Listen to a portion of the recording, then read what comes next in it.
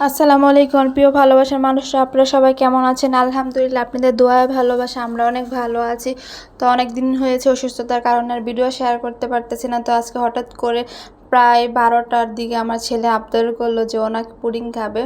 তো ছেলের বায়না কী করে না রাখি, তো সাথে সাথে ছেলের জন্য গরুর দুধ বের করে ঘন করে জাল দিয়ে কাপে পুডিং বানিয়ে দিতেছি। তো ভাবলাম ছেলে যখন পুডিং খাবে তাহলে আজকে বাটিতে পুডিং বানাবো না, কাপে বানিয়ে দিয়ে তাহলে অনেক খুশি হবে।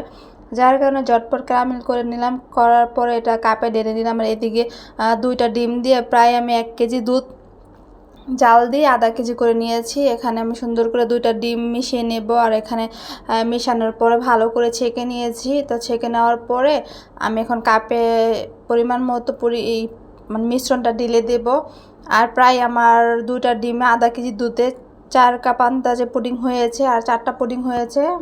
আর এদিকে দেখতে পাচ্ছেন এখন আমি সুন্দর করে পুডিংটা বসিয়ে দেবো একটা পাতিলে। আর পাতিলে আমি ফার্স্টে পানিটা একটু সামান্য গরম করে নিয়েছি। গরম করার পরে এখানে একটা তোয়াল্লা বসিয়ে দিয়েছি। দেওয়ার পর উপরে এখন আমি পুডিংয়ের কাপগুলো সুন্দর করে ভালো করে বসিয়ে দিব। আর বেশি লাড়াচাড়া করা যাবে না, তাহলে পড়ে যাবে। সেই কারণে আমি সুন্দর করে আস্তে আস্তে বসিয়ে দিলাম।